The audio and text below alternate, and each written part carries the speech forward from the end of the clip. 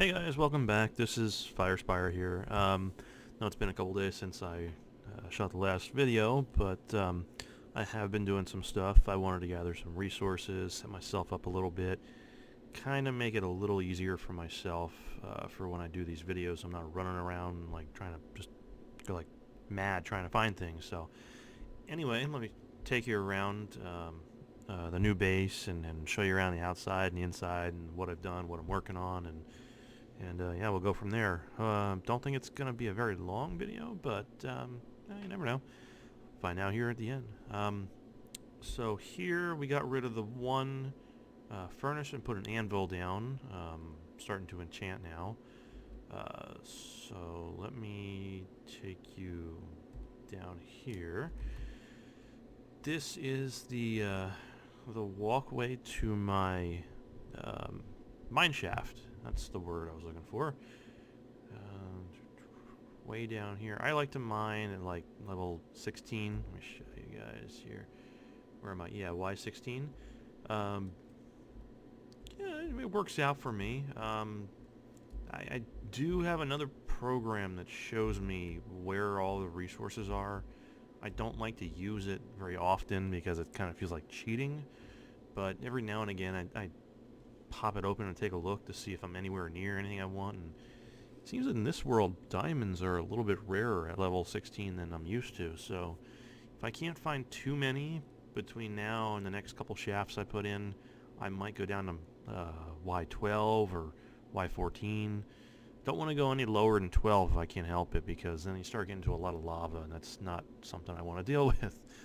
But anyway, what I do is I just make a long tunnel here and run all the way to the very end until my inventory is pretty much full, and stop and come back and unload.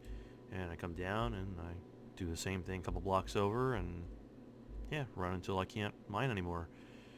And I go on both sides, and I'll run down here a little whiles, and then eventually I'll come back and I'll start mining behind the stairs in the other direction and off to the sides. And yeah, and once it gets to a point where it's too long to run, I'll put a mine track in here so I can get from one end to the other real quick. And yeah, but this is basically where I'm going to be going to get all my iron, gold, diamonds, coal, all that stuff, until I get like an iron golem farm built, or start using buckets of lava or whatever. But also, I've made a couple offshoots here. I've got this one back here. I'll show you that at the end. That's what I'm working on right now.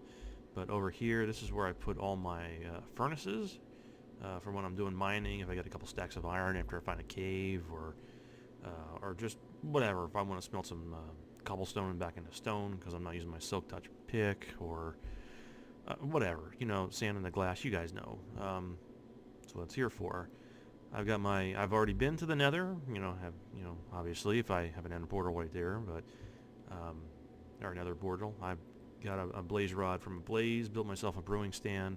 Don't have anything just yet, but I do have soul sand and nether wart, and I'm pretty much ready to go for the brewing. I just haven't needed it just yet, but it's here for when I start. That's that. Over here, I've got my enchanting area. Yes, I will be putting another layer on. I just don't have enough leather on me right now. I've got plenty of sugarcane to make paper. I'll show you that in a minute. But I've got my enchanting table, and I think it goes up to about 12. Maybe I'm up to 30 now. But yeah, I can get some pretty basic enchants out of it. So that's that. I don't want to take you guys to the nether. It's pretty much the same in every game. But I've put glass on my wall because I do not want to be, over here next to my chest and then just boom and lose everything. That would suck. I mean, I would spawn right here, but I don't want to deal with it. So I put glass up and a couple doors, and should be good. On this side, you can see I've done quite a number of things. Let me start at the left and take you guys around. Over here, I guess a skeleton died. Over here, I've got a little chicken farm. It's my own little version. Well, not my version. It's a modified version. It's not really efficient, but you've got the mother chickens up there. They lay eggs, get sucked up into a hopper to a dispenser, and as you can see, they get shot out. They hatch. Once I see enough grown-up ones in there, I'll pull a lever. It'll kind of crush them with the piston, sticky piston over here, and everything will go into the chest. It's not super efficient. As of right now, I don't have a ton of chickens up there. I'd love to have like 50, 60, 100 of them. But yeah, usually I get about a dozen or so feathers, 8 to 10 raw chicken, and a couple eggs. I don't know why I get any eggs, but yeah, it works for me right now. Chicken is not really high on my list. I'm just kind of starting to stockpile it now for later on if I build a villager trading system, find a butcher, and good to go with the emeralds from him. So anyway, this is my chicken little chicken farm right here. Over here, I've got my my standard 3 little plots of land. It took forever to find a village, to find the potatoes. I've run all over the place. It took about two real world days to find a village. And once I got there and got the potatoes, there were no carrots. So I had to go running around again to get the carrots. So I got the potatoes here, I got the carrots here, and the wheat down there. Over here, this is my little version of a sugarcane farm. Obviously, it's not automatic or semi-automatic, no bud switches or anything, but basically you just plant it, and if I want to run along, I'll just run along at this height, chop, chop, chop, chop, chop, gather them all, and yeah. If they grow to 3 high and I run through here, I get about 3 stacks, and that's plenty, and I'm just starting to store them in here, so I'm good with the paper. So, over here, I had 3, I think I might have had 4 little fenced-in areas. Don't know why, it could be chunk loading, but I had sheep and I had cows, and when I would restart the game, there'd be sheep all over and cows all over the place, and that's why you see the double fence, because I don't know exactly why they were getting out, but I didn't want to take the chance, so I just double fenced the whole thing, and haven't had an issue with it yet. So got a whole bunch of sheep. I like to start collecting wool because the project I'm going to show you guys at the end is going to need a lot of it, and I'd love to find some lapis. I do need to plant my cactus farm here pretty soon, because I'm going to need that, but a lot of sheep because I need a lot of wool. Over here, it took forever to find those carrots, so it means I had to hold off from the pigs for a little while. I could have made a lead and bring them in, but eventually I would have needed carrots anyway to breed the pigs. But again, have the pigs. I don't plan on eating the pork chops. It's more for the villager trading system if I ever get that up and running. But when I start the game, I like to cover all my bases, have all the things I can plant, all the animals I can grow and breed, and that way, if something comes up in the future, I've already got a little stockpile, and I don't have to go hunting all over the world for things. So, sheep and pigs, and in here I got a bunch of carrots, and yeah. Over here, this is my cow breeding and slaughtering place. I can't remember. I want to say it was Etho that created this, but I'm not entirely sure. Basically, you've got a bunch of cows right here. They are mature adults, and behind them is a dispenser full of water. You pull a lever, and they start floating to the top. Up top here, we've got an area to grab some wheat, and you can breed them. When you're all done, turn this off, and I put the block in here now because I want the babies to grow. But if the block wasn't in here, they would kind of squeeze out just outside here and pop down here, land on a half slab. They wouldn't be able to run away, but they would start growing, and once they're all grown up, just stand in here with a sword, or you can use a splash potion, but I'd rather use a sword because I get a little XP. But stand here, kill them all, and you get raw beef and leather. And this is my food farm because I love cooked steak, so I've got that and leather, and I'm going to need a ton of leather pretty soon. So let me take you back inside, and I'll show you what I'm working on now. It's going to take a little while. I would do it on camera, but it is boring. Very, very boring. Over on this side, eventually I'm going to stick maybe like a room to sleep in so I don't have a bed out here, or maybe I'll go up to like a little observation post on the top of the mountain, or whatever. That's why I have a hallway back here. It's more my industrial side. This side is more of miscellaneous, and I might run one back there for something else. But over on this side, let's see, I am working on a huge project. Down here, this is going to be a room. It's going to be a pretty decent sized room. It's not going to be huge, but it's going to be 40 by 40, unless I want to go bigger, like 50 by 50. But this is going to be modeled after my storage room in my other main world. That room in that world, I believe, is like 50 by 50 or 60 by 60. 40 by 40 in here, about 7 blocks high, unless I need to go a little higher, but that's basically about 12,000 blocks. So you can imagine it's going to take quite a while to mine it out. I do have an enchanted pick. I've got efficiency 3 on breaking 2. Silk touch there in case I want to grab some stone blocks out of them, or no way I'm going to find diamond up here, but if I want to save a couple coal blocks and then get a better fortune there, then I can get a bunch of coal later, but I'm not strapped for coal right now. Anyway, if I had efficiency 5 and like a haste 2 beacon up here, this would take no time. It would take maybe an hour.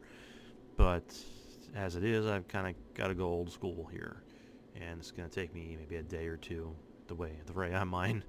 But basically, just back and forth, finish off a level, go down 2, back and forth and back and forth. I don't like mining straight up. I find it pretty boring. I mean, do you really want to look at this for hours and hours and hours? And I don't. I would rather mine like a strip and then see my progress as I'm working. So, plus if you're mining straight up and you forget to put a couple torches down, all of a sudden like you have something kind of creeping up on you, and that's not fun. So, yeah. So that's that. Not much else I got to show you guys right now, but storage room, digging that's out, going to take a day or two, maybe a little bit longer. In the caves down there, well, in the mine shafts down there, since I haven't found any caves up to that point, every time I came across a cave, I would go exploring. I got a ton of dirt. I'm going to have bunch of double chests full of stone here, but lots and lots of iron. I have had to make another diamond pick to repair this one, and I made a sword just in case, but not a lot of diamonds. I've got 3 mine shafts. I think they go out maybe, normally once I have a really good diamond pickaxe set, I like to go out about 500-600 blocks in each shaft, but I can only go about 200-300 in this one, because up until this point where I had the diamond pickaxes, I was using stone just because I had plenty of stone and wood. It's not a big deal, but not a lot of diamonds. Like I said, I can't find a lot of diamonds on this map, so I'm so used to having diamonds on my other map that it's like it's raining diamonds over there. Everything I want, diamond armor, diamond tools, just everything's diamond over there. Don't have a problem with iron on this map. That's not a big deal, but yeah. I did find, let's see, a couple of abandoned mine shafts. Got some stuff out of there.